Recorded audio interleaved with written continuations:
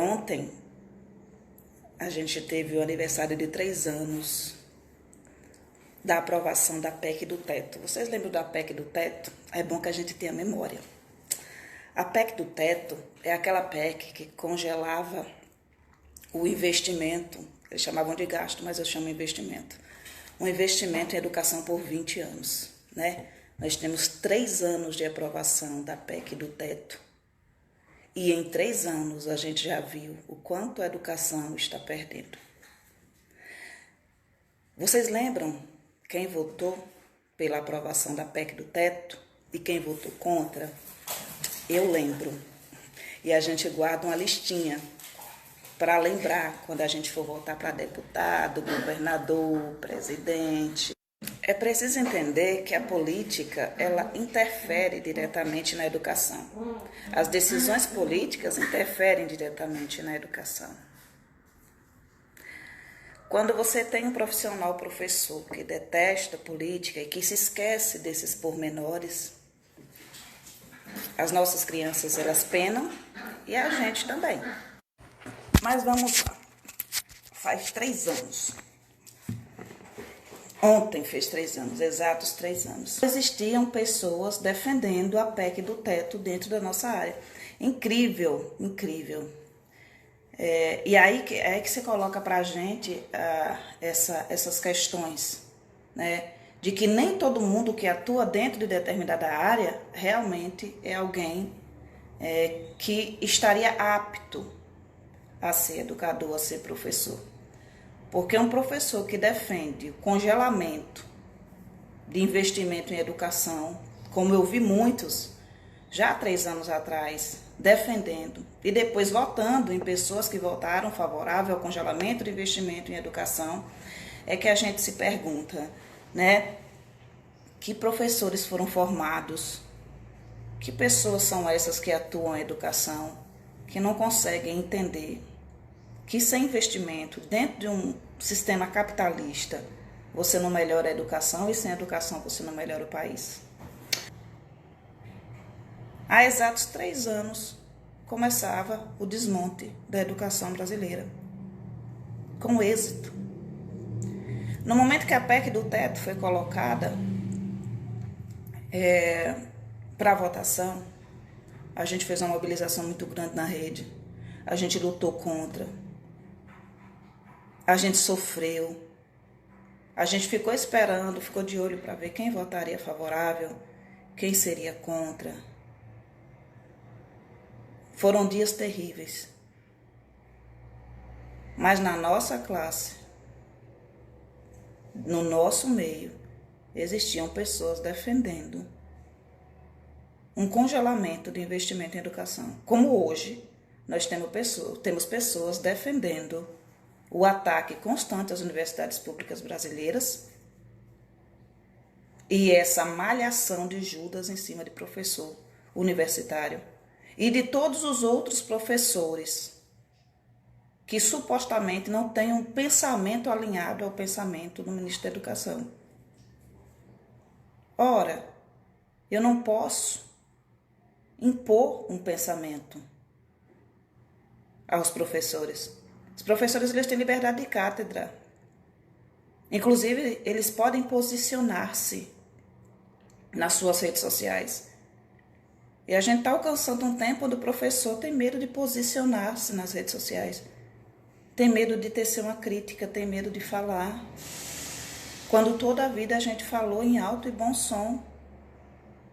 Todas as vezes que a gente foi desagradado. Porque a gente sabe que a educação, ela está sendo sangrada.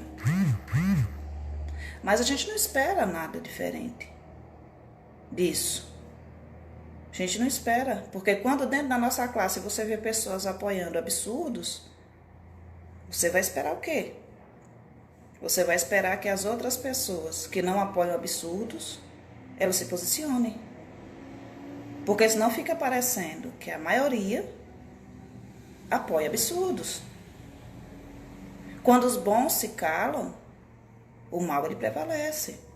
Quando os coerentes se calam, a gente fica além dos absurdos na rede social. A gente tem um professor que não entende que faz 3 anos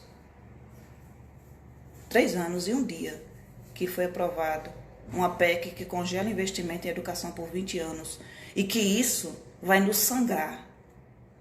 Ainda faltam 17 anos. 17. Não é pouco tempo. A gente está às portas de 2020. Como está o Fundeb, você sabe? Já foi decidido algo sobre o Fundeb, você sabe? A gente está às portas de 2020.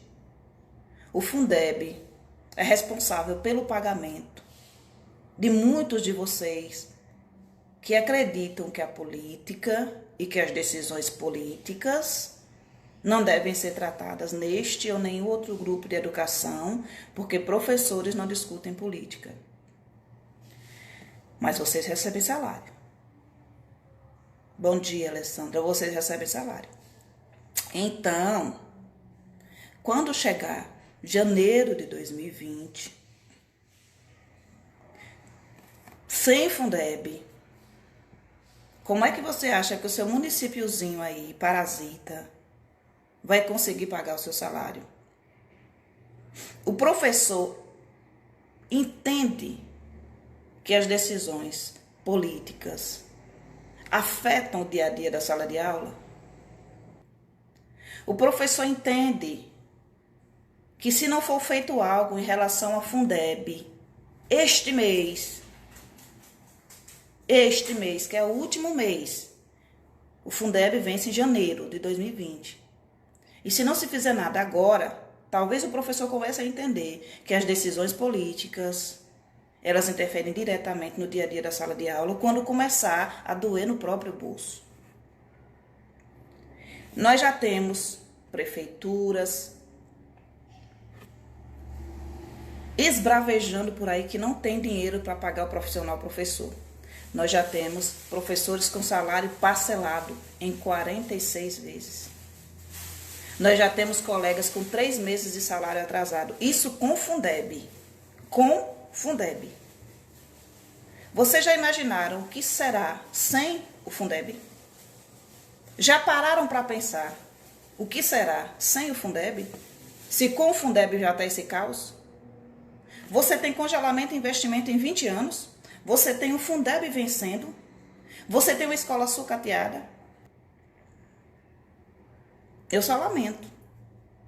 Eu só lamento que a gente esteja em 2020, às portas dele, tendo professores apoiando descaso com a educação. A educação é um ato político.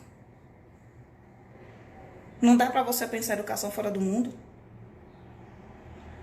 Não dá para você pensar em formação de pessoas fora do exercício da cidadania delas.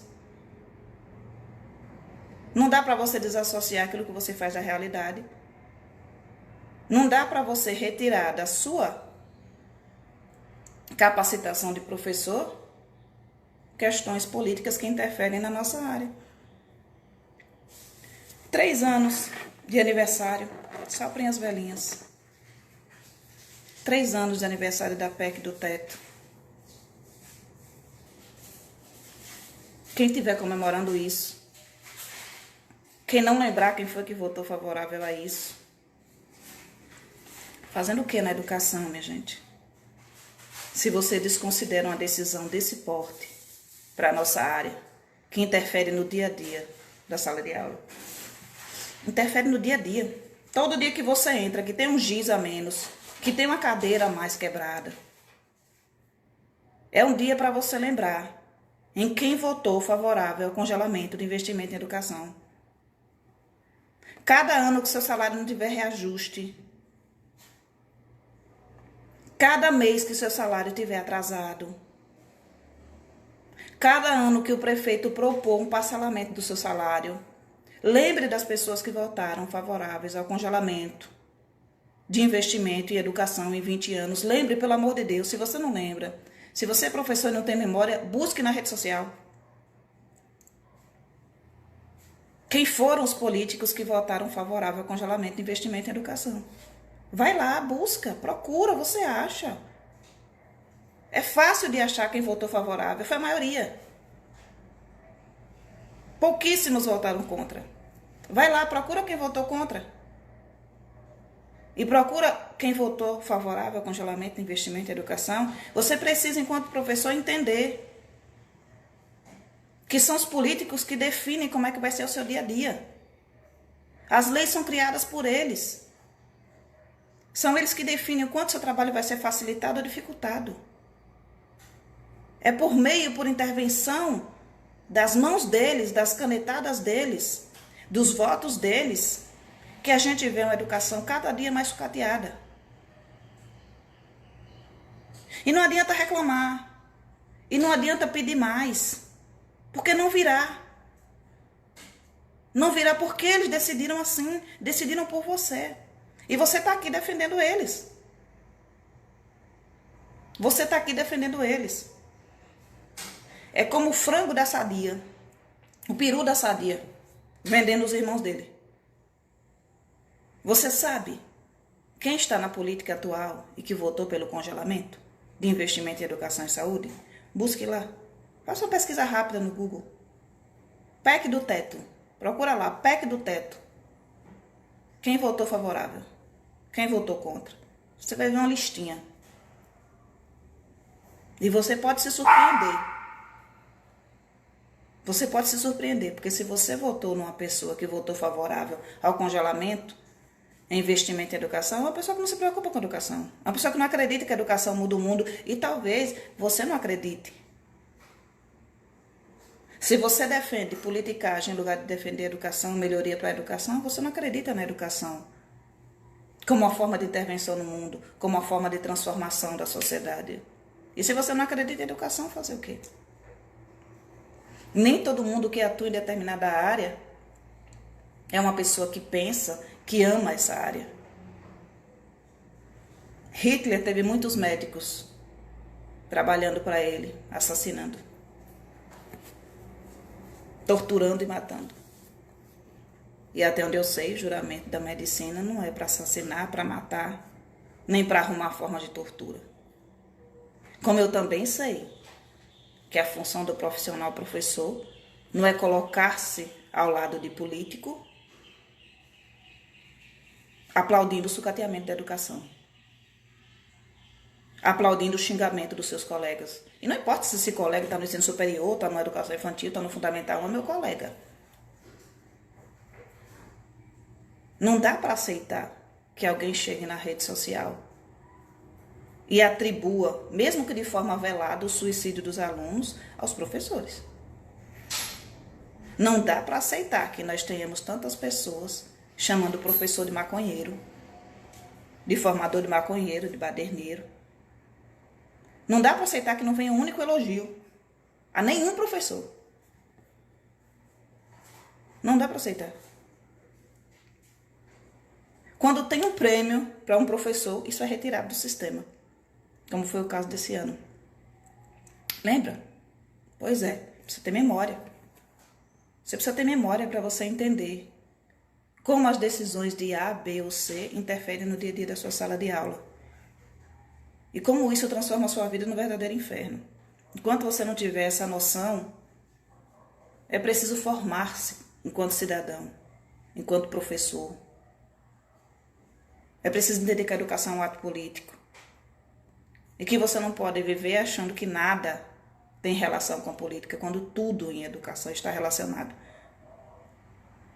As leis, os documentos, tudo que rege a sua profissão foi decidido, sancionado por eles. São as decisões políticas que definem se a sua vida vai ser melhor ou pior. PEC do teto. 3 anos. Porque o Paulo Freire contribuiu para a desvalorização do professor. Aonde?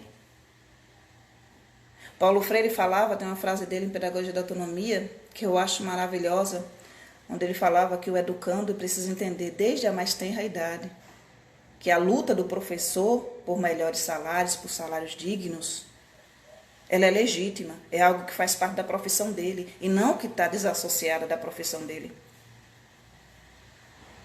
Paulo Freire se opunha totalmente a qualquer pessoa que desmerecesse a nossa classe.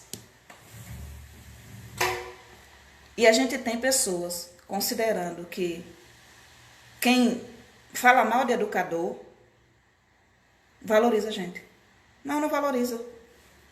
Quando eles estão falando do professor baderneiro, maconheiro, professor ruim, lá do ensino superior, está falando de você também.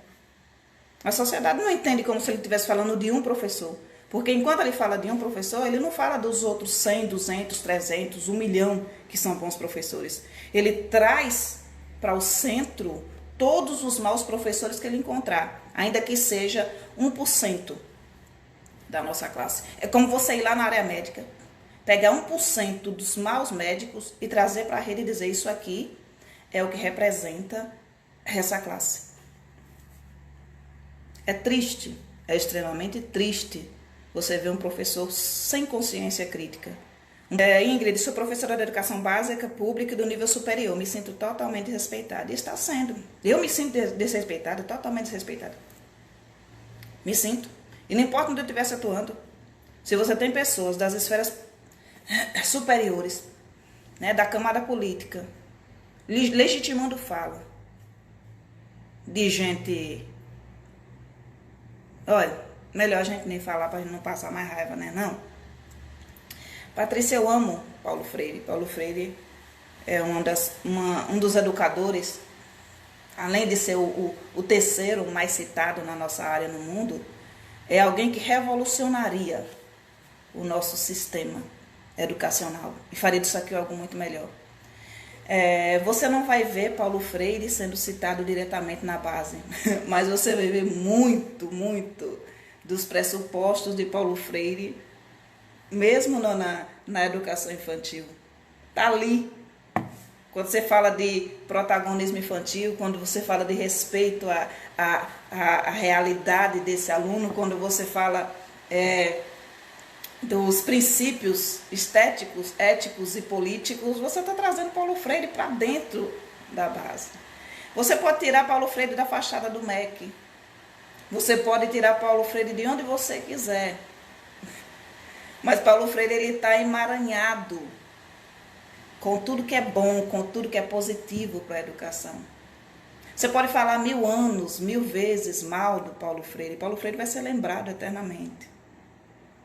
Paulo Freire faleceu, né, em 97. Nós falamos dele até hoje.